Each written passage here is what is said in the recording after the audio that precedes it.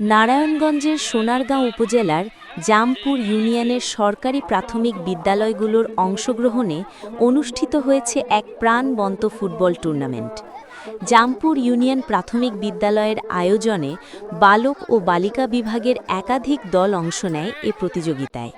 টুর্নামেন্টে বালিকা বিভাগে চ্যাম্পিয়ন হওয়ার গৌরব অর্জন করে মাঝের চর সরকারি প্রাথমিক বিদ্যালয় এবং বালক বিভাগে বিজয়ী হয় মহজমপুর সরকারি প্রাথমিক বিদ্যালয়।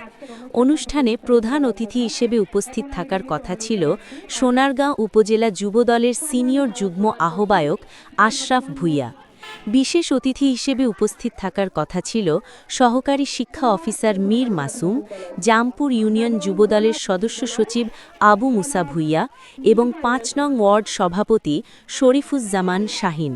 সভাপতিত্ব করার কথা ছিল জামপুর ইউনিয়ন পরিষদের ভারপ্রাপ্ত চেয়ারম্যান মোহাম্মদ কামরুজ্জামানের।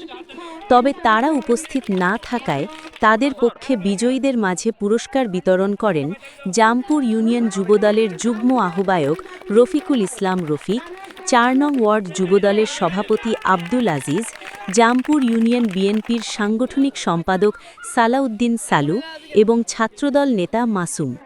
খেলা শেষে বিজয়ী ও অংশগ্রহণকারী খেলোয়াড়দের মাঝে পুরস্কার তুলে দেওয়া হয়। এ সময় স্থানীয় গণ্যমান্য ব্যক্তিবর্গ, শিক্ষক, শিক্ষার্থী ও অভিভাবকরা উপস্থিত থেকে খেলাটি উপভোগ করেন। উপস্থিত অতিথিরা বলেন, খেলাধুলা শিক্ষার্থীদের শারীরিক ও মানসিক বিকাশে গুরুত্বপূর্ণ ভূমিকা রাখে এবং ভবিষ্যতেও এ ধরনের আয়োজন অব্যাহত থাকবে।